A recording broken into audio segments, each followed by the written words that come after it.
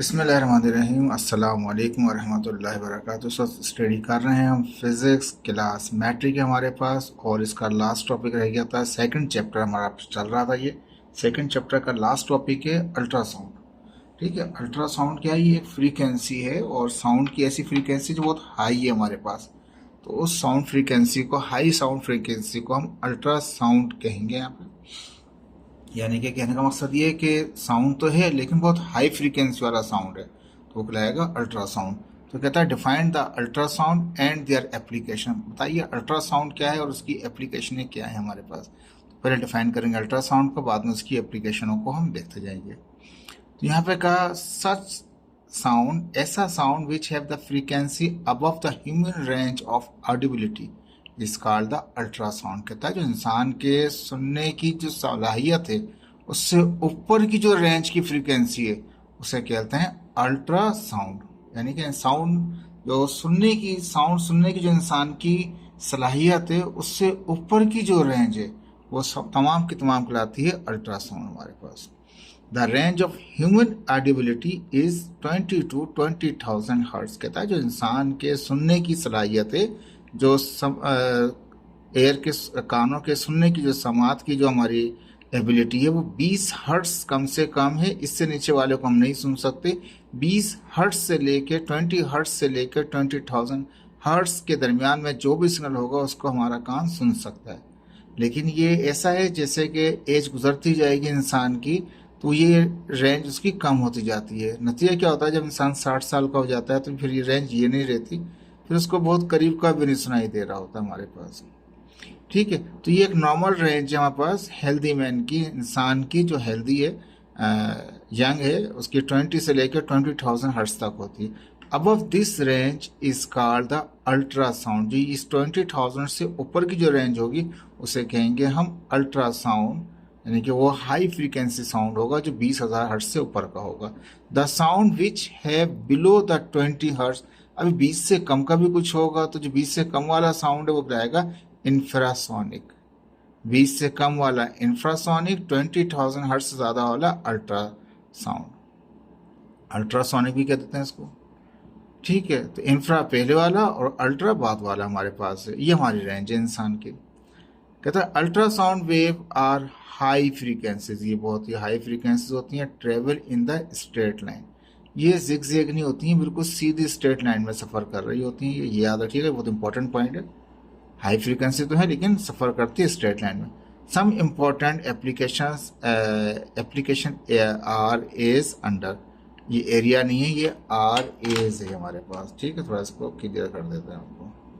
Are as under, ठीक है। तो ये हमारे पास कुछ नीचे हैं इसकी एप्लीकेशन है। सबसे पहले यहाँ पे हम पढ़ेंगे क्लींजिंग। यानी कि अल्ट्रा हाई फ्रीक्वेंसी जो है इसका क्या यूज़ है हमारे पास। ये हमारे पास एक डिवाइस दिखाया जा रहा है, अल्ट्रासोनिक क्लीनर दिखाया जा रहा है। मेडिकल इक्विपमेंट वगैरह जो होते हैं, मुख्तलिफ किस्म के जो इक्विपमेंट वगैरह होते हैं उसको अंदर रखते हैं, इसके अंदर सॉल्यूशन के अंदर, और ultra high frequency signal pass करते हैं। नतीजा क्या होता है, उसमें कुछ जर्म्स वगैरह होते हैं वो निकल जाते हैं। जो भी इक्विपमेंट जैसे सर्जिकल इक्विपमेंट होते हैं हमारे पास, डेंटल होते हैं हमारे पास, या कोई ज्वेलरी वगैरह होती है, या कुछ इस तरह कह रहे हैं सर्जिकल इंस्ट्रूमेंट कह रहे हैं या म्यूजिकल इंस्ट्रूमेंट कह रहे हैं, वाट एवर, जो ऐसी इंस्ट्रूमेंट जिसमें आप अपने हाथ के ज़रिए सफाई नहीं कर सकते हैं उसको हम क्लींजिंग करने के लिए, साफ़ करने के लिए अल्ट्रा हाई फ्रीक्वेंसी का इस्तेमाल करते हैं। ठीक है, तो एक पहला स्टेप जो हमारे पास है, जो इक्विपमेंट वगैरह होते हैं मुख्तलिफ किस्म का, सेंसिटिव किस्म के होते हैं, उनको हम क्लीन करने के लिए अल्ट्रासोनिक क्लीनर इस्तेमाल किया जाता है। यानी क्लीनिंग पहला काम इसका ये है कि हम क्लीन करते हैं। तो यहाँ पे कहता है ultrasound is use to clean the object. Ultrasound जो है उसको इस्तेमाल करते हैं हम ऑब्जेक्ट को क्लीन करने के लिए। लेकिन लोग अल्ट्रासाउंड से वो एक चीज़ समझते हैं कि वो जो प्रेगनेंसी के टेस्ट वगैरह किए जाते हैं उसी को समझते हैं कि वो अल्ट्रासाउंड है। भाई ऐसा नहीं है। अल्ट्रासाउंड का मतलब है हाई रेंज फ्रीक्वेंसी है। ये चीज़ पहले क्लियर कर लें। ऐसा नहीं कि आपके सामने वो अल्ट्रासाउंड वही घूमता रहे। तो अल्ट्रासाउंड तो हाई फ्रीक्वेंसी है। ठीक है, वो जो केस प्रेगनेंसी वाले होते हैं वो हम आखिर में डिस्कस करेंगे। तो कहता है अल्ट्रासाउंड को इस्तेमाल करते हैं हम, इनके हाई फ्रीक्वेंसी को इस्तेमाल करते हैं ऑब्जेक्ट को क्लीन करने के लिए, और कहता है या किसी जगह को क्लीन करने के लिए where the reach is very difficult, जहाँ पे हमारा पहुँचना मुश्किल था उन जगहों को साफ करने के लिए अल्ट्रासाउंड वेव्स को, फ्रीक्वेंसीज को इस्तेमाल किए जाते हैं। ये इक्विपमेंट इस्तेमाल किए जाते हैं। सच एज ज्वेलरी, ऐसी ज्वेलरी जिसमें ज्वेलरी में बहुत बारीक नफासत से काम होता है, तो उसे क्लीन करना हो हमारे लिए तो वो अल्ट्रासाउंड क्लिनजिंग के जरिए इसको क्लीन कर सकते हैं। बाजार में तो वो केमिकल के जरिए वॉश करके दे देते हैं, लेकिन ये इससे एक तरीकाकार दिखाया जा रहा है आपको। डेंटल, दांतों के या सर्जिकल इंस्ट्रूमेंट वगैरह जो होते हैं उनकी क्लीनिंग के लिए हम अल्ट्रासाउंड क्लीनर इस्तेमाल किया जाता है। म्यूजिकल इंस्ट्रूमेंटों को भी किया जाता है, वाट एवर, बहुत सारी चीज़ें आ जाएंगी इसमें। इन दिस प्रोसेस होता क्या है इसके अंदर, तो कहता है कि object is place in the cleansing solution. इसके अंदर सॉल्यूशन होता है, उसमें डिप कर देते हैं किसको, हमारे सॉल्यूशन को। Ultrasonic waves are pass in the solution, solution में से पास करते हैं अल्ट्रासोनिक वेव्स को। नतीजा क्या होता है, एज अ रिजल्ट डस्ट, अगर कोई डस्ट लगी हुई है जो हम साफ नहीं कर सकते वो साफ हो जाती है। कोई ग्रीस लगी हुई है, कोई लुब्रिकेंट लगा हुआ है जो नहीं साफ हो सकता, हाथ नहीं पहुंच सकता, उसको भी साफ करता है। Contamination particle, contamination particle, contamination का मतलब होता है जरासीम वाले जो पार्टिकल हैं, डिटेच, उनको अलहदा कर देता है और ड्रॉप करके नीचे गिरा देता है। तो कोई जरासीम वाले ज़्यादातर सर्जिकल इंस्ट्रूमेंट हैं, सर्जरी करते हैं, वैसा तो नहीं सर्जरी की और इक्विपमेंट जो इंस्ट्रूमेंट है उसी को फेंक दिया कि जी ये तो अब ख़राब हो गया, ऐसा नहीं होता। ये इसको बाद में क्लिनजिंग कराई जाती है, उनकी कंटामिनेशनों को ख़त्म कराया जाता है उसका। तो उसमें तो बहुत ज़्यादा इस्तेमाल, सर्जिकल जो इंस्ट्रूमेंट हैं डेंटल के और ये सर्जरी के जो इंस्ट्रूमेंट होते हैं उनको तो क्लिनजिंग अल्ट्रासोनिक के ही ज़रिए की जाती है आपके पास। ठीक है, पहला आपकी एप्लीकेशन हो चुकी है कि अल्ट्रासाउंड जो एक हाई रेंज फ्रीक्वेंसीज हैं, सिग्नल्स हैं, उनके ज़रिए हम क्लिनजिंग का काम भी लेते हैं, सफाई का। लेकिन सफाई किसी करते हैं, उन चीज़ों की करते हैं जहाँ पे हमारी रीच नहीं होती, जहाँ तक हम पहुँच नहीं सकते। ठीक है, अब इसके बाद हमारे पास की सेकंड एप्लीकेशन आ रही है क्वालिटी कंट्रोल। अगर हमें क्वालिटी कंट्रोल करना हो, क्वालिटी चेक करनी हो, तब भी हम अल्ट्रासाउंड वेव्स को इस्तेमाल करते हैं, हाई रेंज फ्रीक्वेंसीज को इस्तेमाल करते हैं। कहाँ इस्तेमाल करते हैं, तो कहते हैं ऐसी जगह जहाँ पे केविटी हो, अंदर खला हो, खाली हो अंदर से, या कहीं पे क्रैक आ जाए, या कुछ फ्लाज रह जाएं किसी मेटल में या किसी कंक्रीट ब्लॉक में, यानी कि कोई भी मेटल की चीज़ है, कोई ब्लॉक है, उसके अंदर का हमें नहीं पता है कि अंदर खाली है, क्रैक है, या कोई फ्लाज हैं उसके अंदर, चाहे वो मेटल के हों चाहे वो ब्लॉक किसी कंक्रीट ब्लॉक के हों। तो उसकी क्वालिटी चेक करने के लिए क्या करते हैं, हम हाई रेंज फ्रीक्वेंसीज को, अल्ट्रा हाई फ्रीक्वेंसीज को पास करते हैं उसमें से। नतीजा क्या होता है कि उसमें से अगर कोई फ्ला होता है तो वो वहाँ से रिफ्लेक्ट कर जाती है वो वेव्स। ठीक है, इसे यहाँ पे दिखाया जा रहा है। अल्ट्रासाउंड एक सोर्स है हमारे पास यहाँ पे और एक उसका एक डिटेक्टर है। डिटेक्टर सेकंड साइड के ऊपर, यहाँ से जैसे ही हमने अल्ट्रासाउंड हाई फ्रीक्वेंसी सिग्नल को पास किया, ये एक हमारे पास मेटल का ब्लॉक था, अंदर से क्रैक था, उसके अंदर जो क्रैक एरिया है उससे वो क्या होगा, रिफ्लेक्ट हो जाएगी और डिटेक्टर पे कुछ रिसीव नहीं होगा। बाकी जो जगह होंगी जहाँ पे क्रैक नहीं होगा वहाँ पे आसानी से पास हो जाएगी। तो ये क्वालिटी कंट्रोल के लिए इस्तेमाल करते हैं हाई फ्रीक्वेंसीज को। तो कहता है ultrasound waves are use as a quality control element. Ultrasound waves को as a quality control element के तौर पर इस्तेमाल किया जाता है, because ultrasound have high frequency. Ultrasound में क्या होती है, बहुत ही हाई फ्रीक्वेंसी होती हैं, that have the ability of the higher penetrating power. इतनी ज़्यादा पावर की फ्रीक्वेंसीज होती हैं कि ये आसानी के साथ मेटल के अंदर से गुजर जाती हैं। ठीक है, तो बहुत हाई पेनिट्रेटिंग, पेनिट्रेटिंग अंदर से गुजर जाना, तो बहुत ही हाई पेनिट्रेटिंग पावर होता है, बहुत ही हाई पावर होता है अंदर से गुजरने का। It is use to detect the cavities, अंदर कहीं कोई खाला है ये उसको भी बताता है। क्रैक है तो क्रैक की एग्जाम्पल आपको नजर आ रही, क्रैक है तो क्रैक भी। फ्लास इन द मेटल, मेटल में कोई खामियां रह गई है या किसी ब्लॉक में कोई खामियां रह गई हैं तो अंदर की पिक्चर को क्लियर करता है, जहाँ पे आप देख भी नहीं सकते, आपको अंदाजा भी नहीं होता। For this purpose of testing, इस तरह का जो टेस्ट करना हो तो अल्ट्रासाउंड ट्रांसमीटर होता है वंस, जैसे यहाँ पे लेफ्ट साइड पे अल्ट्रासाउंड ट्रांसमीटर रखा हुआ है और राइट साइड पे डिटेक्टर रखा हुआ है। Are use when ultrasonic wave pass through the metal, जैसे मेटल से पास होती हैं। If there is any defect inside the metal, अगर मेटल में कोई डिफेक्ट है, then transmitted wave reflected and not reach the detector, वहाँ से रिफ्लेक्ट हो जाएंगी लेकिन डिटेक्टर पे नहीं पहुँचेंगी। तो जिस एरिया की नहीं पहुँचेंगी उसका मतलब वहाँ पे कुछ इफेक्ट है, कुछ ना कुछ डिफेक्ट है, कुछ ना कुछ प्रॉब्लम है हमारे पास। तो ये एज ए क्वालिटी कंट्रोल के तौर पे भी इस्तेमाल करते हैं अल्ट्रासाउंड वेव्स को, अल्ट्रासाउंड फ्रीक्वेंसीज को। ठीक है, इसके बाद तीसरा आ रहा है हमारे पास, बहुत इंपॉर्टेंट है, ये नेवी में हम इस्तेमाल करते हैं, शिपिंग में इस्तेमाल करते हैं। ये कहलाता है सोनार, इसको शॉर्ट फॉर्म में कहते हैं सोनार। ये सोनार वो नहीं है जो सोना बनाता है, ये सोनार है, नाम ही इसका सोनार है। सोनार का एस ओ जो है वो साउंड के लिए रिप्रेजेंट करता है, एन नेविगेशन के लिए, ए एंड के लिए, आर रेंजिंग के लिए, सोनार। ठीक है, इट इज़ द टेक्निक। ये होता क्या है, कहता है ये एक टेक्निक होती है जिसमें क्या करते हैं शिप के, अब तरीकाकार ये है कि अगर शिप ऊपर है और नीचे अंदर पानी के अंदर देखना चाहते हैं कि कितना उसकी डेप्थ है, समंदर का बेट किधर है, समंदर की तह किधर है, या इसके अंदर कहीं नीचे माइंस तो नहीं है, या इसके अंदर कोई दुश्मन का कोई सबमरीन तो नहीं है हमारे पास, तो उसको चेक करने के लिए सोनार वेव क्या करती हैं, सोनार वेव्स पास की जाती हैं, और कहीं पे कोई चीज़ होती है तो वो रिफ्लेक्ट करके वापस आती हैं। रिफ्लेक्ट करके वापस आती हैं, जो इको आता है वापस उसका वहाँ से, तो वो चेक करते हैं कि किस चीज़ से टकरा के आया है। तो टकरा के आता है तो अंदाज़ा लगा लेते हैं कि कितना फासला है। अब वही वाली बात है कि हम एक तो स्पीड चेक करते हैं किस स्पीड से जा रहा है और कितनी देर में वो इको आ रहा है, जब जा रहा है और कितनी देर में इको आ रहा है, टाइम, एक स्पीड और एक टाइम, दो चीज़ों को कैलकुलेट करते हैं, हम निकाल लेते हैं कि हमारे शिप से या हमारे इक्विपमेंट से कितनी दूर है। अब ये फर्ज किए तो सी बेड था, अगर यह सबमरीन होती मूव कर रही होती तो पता चल जाता कि वो इतनी स्पीड से मूव कर रही है, तो फुल उसको हम ट्रैक कर सकते हैं सोनार की हेल्प से। इट इज़ अ टेक्निक, ये एक टेक्निक है which is use to deduct, जिसके जरिए हम डिडक्ट करते हैं या फाइंड करते हैं ऑब्जेक्ट को ऑन, ऊपर, सतह के ऊपर, और अंडर द वाटर। अगर सोनार पानी के अंदर है तो ऊपर चेक करेगा, यानी सबमरीन में लगा देते हैं हम इसको अपने, तो नीचे से सबमरीन से सोनार की वेव्स पास करते हैं, तो अगर सामने इसी पानी के अंदर सामने या ऊपर या पीछे या दाएं या बाएं कहीं पर भी अगर कोई होगा और हमारा सोनार डिप है पानी के अंदर, तो वो सतह के ऊपर मौजूद वाले तमाम मेटलों को डिटेक्ट करके बता देगा कि क्या क्या चीज़ें हैं वहाँ पे और कितने फासले पर हैं। फासला कैसे निकालते हैं, वही S is equal to V T, same फिर वही फार्मूला है जो फिजिक्स में हम पढ़ते आ रहे हैं। तो कहता है कि it is a technique which is use to deduct और फाइंड द ऑब्जेक्ट, इसके लिए हम डिडक्ट भी करते हैं, फाइंड भी करते हैं ऑब्जेक्ट को ऑन और अंडर द वाटर, सतह के ऊपर और सतह के अंदर, पानी की सतह पे, पानी की तह में भी मालूम कर सकते हैं। अगर ऊपर है तो नीचे तह मालूम कर, नीचे है तो ऊपर का मालूम करेंगे, कोई शिप वगैरह तो नहीं है ऊपर, कोई बोट वगैरह तो नहीं है हमारे उसके ऊपर, पानी की सतह के ऊपर। तो ये दोनों तरीकों में काम करता है, ऊपर से नीचे और नीचे से ऊपर की तरफ वेव्स पास करेगा। ठीक है, ये जो एग्जाम्पल है ये ऊपर से नीचे सेंड कर रहे थे।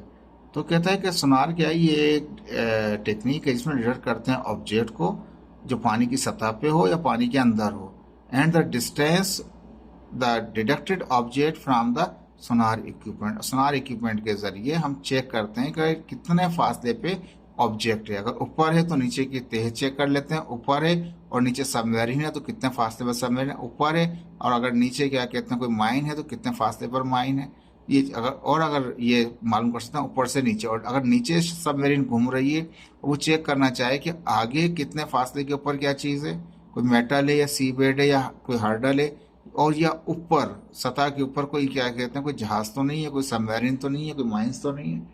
तो ये ऊपर से नीचे, नीचे से ऊपर दोनों जगह पे काम कर रहा था। Sonar use the ultrasound wave, sonar क्या करता है, अल्ट्रासाउंड वेव को इस्तेमाल करता है, that have the higher frequency, हम पहले भी पढ़ चुके हैं कि सोनार की बहुत हाई फ्रीक्वेंसी होती है, to cover the large distance, की वजह से हम लार्ज डिस्टेंस भी कवर करते हैं। अब इससे पहले क्या करता है वो हाई पेनेट्रेटिंग पावर भी है और लार्ज डिस्टेंस भी कवर कर रहे हैं। In this technique sonar source send the higher frequency signal, sonar क्या करता है सेंड करता है हाई फ्रीक्वेंसी का सिग्नल को, once the signal hit the object, जब वो जाके हिट करता है किसी ऑब्जेक्ट को, and return to the source, जैसे वापस सोर्स में आता है तो वहां लगा होता है ट्रांसड्यूसर, क्या करता है now Sonar measure the time, अब वो मेजर करता है कि कितनी देर में ये इको वापस आया है, लोकेशन कहाँ से टकरा के आया है, मूवमेंट ऑफ द ऑब्जेक्ट, और वो जो ऑब्जेक्ट रुका हुआ है या मूव कर रहा है, सबकी मेजरमेंट सोनार कर लेता है उसके अंदर। कहता है ना सोनार सिंपल फॉर्मूला इस्तेमाल करता है S is equal to V T, signal किस फ्रीक्वेंसी किस स्पीड से गया था और कितनी देर में आया, दो चीज़ें इस्तेमाल करते हैं, आप डिस्टेंस निकाल लेते हैं कितना दूरी ऑब्जेक्ट है। देखा सिंपल सी फिजिक्स है ये, वो जो इस्तेमाल हो रही है सोनार के अंदर, अंदर तो इक्विपमेंट अलग बना हुआ है लेकिन ये लॉजिक फार्मूला ये इस्तेमाल होता है। This technique is also use to measure the depth of the sea bed, इसके जरिए हम गहराई भी मालूम कर सकते हैं समुद्र की कितनी है। सबमेरीन या explosive mine under the water, पानी के नीचे कोई माइन वगैरह तो नहीं है, उसको मालूम कर सकते हैं इसके जरिए। तो पहला काम हमने चेक किया था कि वो क्लिनजिंग कर रहे थे, दूसरे काम के अंदर मेटल के अंदर चेक कर रहे थे, तीसरे काम के अंदर हम पानी के अंदर चेक कर रहे हैं, पानी के अंदर से ऊपर की सतह चेक कर रहे हैं। ठीक है, इसका चौथा जो हमारे पास इसकी एप्लीकेशन है वो है इकोकार्डियोग्राफी। अब ये पिक्चर नजर भी आ रही है आपको, क्या करते हैं इसमें भी अल्ट्रासाउंड वेव पास करते हैं, लेकिन बॉडी के ऊपर से, अंदर कोई सिरिंज वगैरह पास नहीं करते, कोई ट्यूब पास नहीं करते, ऊपर की सतह से। तो इको होगा, इको मीन्स वो टकराएगा और रिटर्न होगा। ठीक है, वही सिंपल फॉर्मूले चल रहे हैं फिजिक्स के। It is also called cardiac ultrasound. इसको इको कार्डियोग्राफी को कार्डिक अल्ट्रासाउंड भी कहते हैं। दोनों एक ही बात है। कार्डिक अल्ट्रासाउंड के तब भी यही लिखना है आपको, अगर इको कार्डियोग्राफी कहता है तब भी आपको यही लिखना है। इट इज पेनलेस, इसमें कोई दर्द नहीं होता इंसान को, कोई सिरिंज नहीं होता जो चुभ गई है, इंजेक्शन लग गया, ऐसा नहीं है। Non invasive medical imaging procedure. कोई भी अंदर क्या कहते हैं, कोई डक वगैरह नहीं डालेंगे, आप ऊपरी सतह से आप इमेजिंग प्रोसीजर करेंगे। Use to examine the heart, इसमें सबसे मेजर जो काम होता है हार्ट का एग्जामिन करते हैं इको कार्डियोग्राफी के अंदर, या कार्डिक अल्ट्रासाउंड में हम हार्ट को एग्जामिन करते हैं। करते क्या है, तो कहता है in this process transmitter send a pulse. Transmitter क्या करता है, सेंड करता है एक पल्स को थ्रू चेस्ट स्किन। मतलब हार्ट जो हमारे लेफ्ट साइड पे होता है चेस्ट पे, तो उस पर हम क्या करते हैं, या तो अपना ट्रांसमीटर और ट्रांसड्यूसर रख देते हैं, या बाज़ जगह पे प्रोब रख देते हैं, लीड रख लेते हैं। अमूमन तो आप कार्डिक में जाएंगे तो प्रोब लगे हुए होते हैं, जिसके जरिए वो बीट्स के जरिए चेक कर रहे होते हैं, इको को चेक कर रहे होते हैं हार्ट के। तो मैंने यहाँ पर लिखा कि in this process transmitter send, जो भी आपकी प्रोब लगी हुई है या ट्रांसड्यूसर लगा हुआ है या कोई भी ट्रांसमीटर समझिए आपका हार्ट के ऊपर लगा हुआ है, जो सेंड करता है पल्स को through chest skin. Chest skin के जरिए से पल्स अंदर जाती है। पल्स पासिस थ्रू, क्योंकि ज़्यादा अल्ट्रासाउंड है, ये भी हाई फ्रीक्वेंसी है, ये बॉडी के अंदर चली जाती है ये पल्स भी। Pulse passes through the body tissues, body tissues में से गुजरती हुई जाती है टू द हार्ट टिश्यू। कहाँ तक पहुंच जाती है, हार्ट के टिश्यू तक पहुंच जाती है। वेयर द पल्स, वहां पे पल्स बाउंस बैक, और टकरा के फिर वापस भी आती है, किससे, हार्ट के टिश्यू से टकरा के वापस आती है। एंड और या eco of the heart structure, जो इको बना है, दिल धक धक करके जो धड़क रहा है आपका, उसका जो इको है वो उससे टकरा के रिटर्न हो रही होती है, टिश्यू के से सरफेस से बाउंस होती है। या ये कह लें कि जो इको होता है हार्ट के स्ट्रक्चर का, उसमें जो इको पैदा हुआ होता है उस इको से हिट करके वापस रिटर्न आती है। The return pulse are received by the transducer, जो चेस्ट के ऊपर लगा हुआ ट्रांसड्यूसर है वो रिसीव करता है। इस पल्स को मुख्तलिफ जगहों पे लगाते हैं, मुख्तलिफ एंगल से रखते हैं उसको। Now send to computer for imaging the heart, अब वो हार्ट को भेजता है और हार्ट में एक इमेज बनता है दिल के बारे में। This process is called echocardiogram. इसको हम इको कार्डियोग्राम भी कहते हैं, इको कार्डियोग्राफी भी कह सकते हैं, इको कार्डियोग्राम भी कह सकते हैं। इस प्रोसेस को भी क्या कर रहे हैं, इको कार्डियोग्राम कराना चाह रहे हैं, या इको कार्डियोलॉजी चेक करना चाह रहे हैं, या कार्डिक अल्ट्रासाउंड करना चाह रहे हैं। अगर कोई भी ये तीन नाम ले तो समझ जाइएगा कि वो हार्ट की स्टडी करना चाहते हैं इसके अंदर।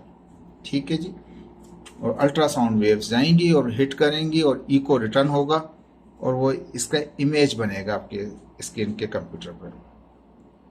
ठीक है जी, ये तो था इसका चौथा पार्ट। अब इसके बाद हमारे पास आ रहा है इसका पांचवा, जो अल्ट्रासोनोग्राफी है। ठीक है, अल्ट्रासोनोग्राफी ये वही है जिसके लिए लोग ज़्यादातर इसको अल्ट्रासाउंड ही कर रहे होते हैं कि जी अल्ट्रासाउंड का मतलब ये है कि बॉडी के ऑर्गन को अंदर से वैसे देखना चाह रहे हैं। लेकिन हमने देखा कि इसकी एप्लीकेशन यही नहीं है, अल्ट्रासाउंड की बहुत सारी एप्लीकेशन है। सोनार भी उसकी एप्लीकेशन था हमारे पास, क्लिनजिंग भी उसकी एप्लीकेशन था। मुख्तलिफ किस्म की एप्लीकेशन हम इस्तेमाल कर रहे होते हैं उसको चेक करने के लिए। क्वालिटी भी उसकी एप्लीकेशन में था। अब लास्ट जो इम्पोर्टेंट है बहुत ज़्यादा, वो अल्ट्रासोनोग्राफी है। अल्ट्रासोनोग्राफी का मतलब ये है कि हाई फ्रीक्वेंसी को, पल्स को हम जिस्म के अंदर पास करेंगे, यानी कि जिस तरह से पहले चेस्ट पे रखा हुआ था, अब ये चेस्ट के लिए तो सिर्फ वो हो गया हमारे पास अल्ट्रासोनोग्राफी हो गया हमारे पास, कार्डियोग्राफी हो गया हमारे पास, जिसमें हम चेस्ट के सिर्फ हम किसको स्पेसिफिक स्टडी कर रहे थे, हार्ट को कर रहे थे। लेकिन अब जो हम स्टडी करेंगे जिसम के जो एब्डोमेन है हमारे यहाँ, जो पेट है हमारा, इसके अंदर जो मौजूद लीवर है हमारे पास, स्टोमक है, किडनी है, पेनक्रियाज है, गाल ब्लेडर है, हम इस सब की स्टडी करते हैं। यूट्रस वगैरह है, जो भी कह लें आप, इसके अंदर जो एब्डोमेन के अंदर चीज़ें आती हैं हमारे पास, उनको सबकी स्टडी जो की जाती है उसको कहते हैं वो अल्ट्रासोनोग्राफी कहा जाता है हमारे पास।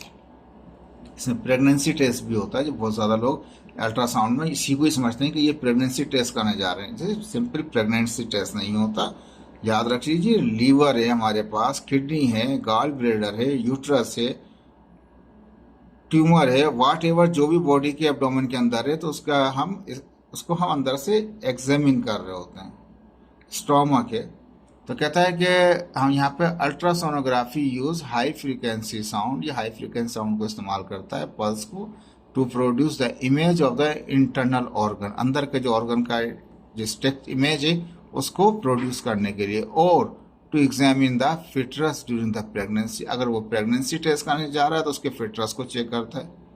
ठीक है। A sonologist visualize the organ of the patient like liver, जो सोनोलॉजिस्ट होता है, जो स्पेशलिस्ट होता है इसका अल्ट्रासोनोग्राफी का, उसको सोनोलॉजिस्ट कहा जाता है। जो इसका स्पेशलिस्ट है वो सोनोलॉजिस्ट आता है हमारे पास, तो वो विजुलाइज करता है, वो देखता है पेशेंट के ऑर्गन को, जिसमें कौन कौन से ऑर्गन है, लीवर है, किडनी है, गाल ब्लेडर है, यूट्रस है, वाट एवर, बहुत सारी चीज़ जो भी है पेट के अंदर है, सबको चेक कर रहा होता है। It also help the doctor to find the abnormality, अब ये चेक तो कर रहा है इन तमाम चीज़ों को, प्रेगनेंसी को भी चेक कर रहा है, ऑर्गन को चेक कर रहा है, लेकिन प्रेगनेंसी तो एक डिफरेंट चीज़ हो गई, लेकिन प्रेगनेंसी के अलावा इंसान का लीवर फंक्शनिंग है, किडनी है, गाल ब्लेडर है, यूट्रस है, वाट एवर जो भी है, डॉक्टर इसमें चेक करते हैं कोई एबनॉर्मलिटी तो नहीं है, कोई किसी का साइज बढ़ा हुआ तो नहीं है, किसी में कोई चेंज, साइज कम तो नहीं हो रहा है इनका ऑर्गनों का, सच एज, और साथ साथ एबनॉर्मलिटी के में और चीज़ें कहता है, सच एज स्टोन भी चेक कर रहा होता है in the gall bladder, gall bladder में कहीं स्टोन तो नहीं आ गया है, किडनी में तो नहीं आ गया है कहीं स्टोन, कहीं ट्यूमर तो नहीं हो गया है, कोई चीज़ एबनॉर्मल, कोई मास तो नहीं बढ़ गया उसका। Abnormality in the different organ, मुख्तलिफ ऑर्गनों के अंदर कहीं वो जो इफेक्ट हो रहा है वो दूसरे डिफरेंट ऑर्गन को तो इफेक्ट नहीं कर रहा हमारे पास। तो कहता है in this process sound wave penetrate करती हैं बॉडी के अंदर, हिट करती हैं बाउंड्री वॉल के, बाउंड्री बिटवीन द टिश्यूज़ की जो बाउंड्रीज हैं उनको वो जाके हिट करती हैं, between the fluid and the soft tissue, जो फ्लूइड होता है वो और सॉफ्ट टिश्यू के दरमियान में जाके वो हिट करती हैं और इमेज शो कर रही होती हैं। अगर फ्लूइड है तब भी उसके सॉफ्ट टिश्यू के साथ, अगर बोन है तो बोन के भी सॉफ्ट टिश्यू के साथ, या तो हड्डी है या फ्लूइड है आपके पास टिश्यूज के साथ, उनके दरमियान में जो भी है उसकी बाउंड्रीज को वो एग्जामिन करता है सोनोलॉजिस्ट। रिटर्न होता गया है, जाके हिट करती हैं उसको, वहाँ से फिर वो रिटर्न जाते हिट करने के बाद या तो फ्लूइड और सॉफ्ट टिश्यू के दरमियान वो जाके हिट करेंगे, या फिर बोन और सॉफ्ट टिश्यू के दरमियान का हिट करेंगे। जब हिट करेंगे तो वो रिटर्न भी होंगे क्योंकि टकरा रहे हैं वहाँ पे एबनॉर्मलिटी से। Return of the reflective wave from the area of the tissue का जो एरिया है वहाँ से फिर वो टकरा के वापस रिटर्न होती हैं। Where the density of the tissue change, जहाँ पे टिश्यू की डेंसिटी चेंज हुई है उस एरिया से टकरा के वो वापस आती हैं। नाउ रिसीव अ ट्रांसड्यूसर, जो ट्रांसड्यूसर जिसके जरिए ऊपर चेक करते हैं, रिसीव करते हैं इसको, and then send to the computer for the bi dimensional image, उसका दो यानी कि एक्स और वाई एक्सिस के हिसाब से उसकी वो डायरेक्शन को, वो उसके इमेज को शो कर रहा होता है। बाय कैलकुलेटिंग द डिस्टेंस और या लेंथ, क्या लें आप किस तरह कैलकुलेट करते हैं एबनॉर्मलिटी की लेंथ या उसके डिस्टेंस को चेक करते हैं वो टिश्यू के। By the speed of sound in the tissue के अंदर स्पीड ऑफ साउंड क्या था, किस साउंड का टिश्यू को सिग्नल हमने सेंड किया था और कितनी देर में उसने रिटर्न किया इको, इससे अंदाजा लगा लेते हैं कि उसके अंदर वो टिश्यू जिसमें से साउंड इस स्पीड का दिया था और उसका इको इतने टाइम से आया है, उससे अंदाजा लगा लेते हैं हम कि ये कितना बड़ा मास है या कितना बड़ा ये टिश्यू है या कितना एबनॉर्मलिटी है हमारे पास। वही आ गया फिजिक्स का फार्मूला S=VT। अभी ऊपर भी वही स्टडी कर रहे थे, यहाँ भी स्टडी कर रहे हैं कितनी फ्रीक्वेंसी का साउंड हमने टिश्यू को दिया और उसके बाद इको का टाइम रिटर्न कितना था। ठीक है, तो टाइम जो है सब जाने का और आने का भी होगा हमारे पास, तो रिटर्न होगा तो हाफ करना पड़ेगा, लेकिन फिर भी ये कि जितना भी टाइम है, टाइम और उसका स्पीड को इस्तेमाल करके उस एब्नॉर्मलिटी का टिश्यू का लेंथ या डिस्टेंस मालूम कर सकते हैं। Simple formula S is equal to V T. देखिए बड़ी अच्छी तरीके से कोशिश की है मैंने आपको समझाने की, इसको दोबारा सुन लीजिएगा, आपको ये समझ में आ जाएगा। देखिए यहाँ पे एक पिक्चर दिखा रखी है मैंने कि एक बेबी है किसी प्रेगनेंसी का, तो उसको ये चेक कर रहे हैं ट्रांसड्यूसर के जरिए, जो भी इमेजिंग है वो आपको डिस्प्ले पे दिखाई दे रहा है, कंप्यूटर के थ्रू होता है, प्रिंट आउट करके भी निकाल लेते हैं, हार्ड डिस्क में सेव भी कर लेते हैं हम इसको। ठीक है जी, ये तो था आपका सोनोलॉजिस्ट वाला काम, अल्ट्रासाउंड। ठीक है, अब इसमें एक और चीज़ आ गई, तीन चीज़ें बहुत इंपॉर्टेंट दिखा रखी है। रेडार क्या है? ठीक है, रेडार में क्या करते हैं कि हम जो हवा के अंदर जितने भी तैयारे वगैरह, जितने भी व्हीकल्स वगैरह या जितनी भी चीज़ें हवा के अंदर मूव कर रही हैं, मेटल वाली जितनी भी हैं, उनको क्या करते हैं, हिट करते हैं, उसका जो इको वापस आता है। देखें वही वाली बात, हम किस स्पीड से सिग्नल सेंड करेंगे, स्पीड से हम सिग्नल सेंड करेंगे तो ऐसा आपको मिल गया, स्पीड मिल गई उसकी आपको। ठीक है, ये क्या वेलोसिटी मिल गई आपको, डायरेक्शनली में चेक कर रहे हैं उसको, वेलोसिटी मिल गई आपको, किस वेलोसिटी से हमने भेजा, और इको जब रिटर्न आएगा तो हम अंदाजा लगा लेंगे कि वो जो जहाज है, मिसाइल है, या जो कुछ भी हवा के अंदर है, या जेट जहाज है या रॉकेट है, जो भी हमारे पास है, जब उससे टकरा के रिटर्न वापस आएगा तो हम चेक कर लेंगे ये हमारे डिवाइस से कितना दूर है। S is equal to V T के फार्मूले पे चल रहा होता है रेडार भी आपका। कहता है it is use in air traffic control, air traffic control में इस्तेमाल करते हैं। ज़ाहिर बात है इसमें जेट जहाज़ वगैरह ही नहीं, ये जो नॉर्मल जहाज़ वगैरह जो उड़ रहे होते हैं उनको भी कंट्रोल करके चेक कर रहे होते हैं कि जी ये जहाज़, कोई जहाज़ आ रहा है और इस डायरेक्शन में आ रहा है, इतनी स्पीड से आ रहा है और इतना दूर है हमारे पास से। सब चीज़ें S is equal to V T के जनरल फार्मूले को इस्तेमाल करते हुए वो इस्तेमाल कर रहे होते हैं यहाँ पे, और भी दूसरी चीज़ें इस्तेमाल की जा रही होती हैं। And the air traffic control and vehicle speed, vehicle speed means ये नहीं गाड़ी कार की बात हो रही है, उसी की बात हो रही है जहाज वगैरह की। यानी हवा में अगर किसी ऑब्जेक्ट को आप फाइंड करना चाहते हैं, उसकी लोकेशन लेना चाहते हैं, उसकी स्पीड लेना चाहते हैं, उसकी डायरेक्शन लेना चाहते हैं, तो वो आप रडार की मदद से लेंगे, और उसमें भी वही सिंपल फार्मूला है, S is equal to V T वाला इस्तेमाल होता है हमारे पास जब तक अपना पड़ा है। सोनार, तो सोनार क्या, it is also use the ocean floor and locate the submarine. अगर नीचे अंदर है तो ऊपर सतह के ऊपर जहाज है उसको चेक करेगा, ऊपर है अंदर की सबमरीन की लोकेशन चेक करेगा, उसकी स्पीड चेक करेगा, उसकी मूवमेंट चेक करेगा, उसके डिस्टेंस को चेक करेगा, और वो S is equal to V T general से एक फार्मूला है वो भी इस्तेमाल करेगा। एल आई डी आर है हमारे पास। एल आई डी आर क्या है, ये लाइट डिडक्शन एंड रेंजिंग का होता है। अब ये तो हो गया हवा के अंदर, ये हो गया जमीन, पानी के अंदर, जमीन के अंदर। जमीन की सतह के ऊपर भी हाइट निकली होती है हमारे पास, जमीन की सतह के ऊपर भी हम लोकेशन चेक कर रहे होते हैं, तो वो एल डी आर के जरिए चेक कर रहे होते हैं। सिविल वर्क में ज़्यादा इस्तेमाल हो रहा होता है, रोडों पे देखा होगा सिविल वाले इक्विपमेंट लगा के, एक स्टैंड लगा के खड़े होते हैं, कोई यूट्यूब नहीं बना रहे होते वो, कोई टिकटॉक नहीं बना रहे होते, वो क्या तो वो डिस्टेंस चेक कर रहे होते हैं, बिल्कुल एक्यूरेट डिस्टेंस निकाल रहे होते हैं, एल डी आर वगैरह इस्तेमाल किया जा रहा होता है।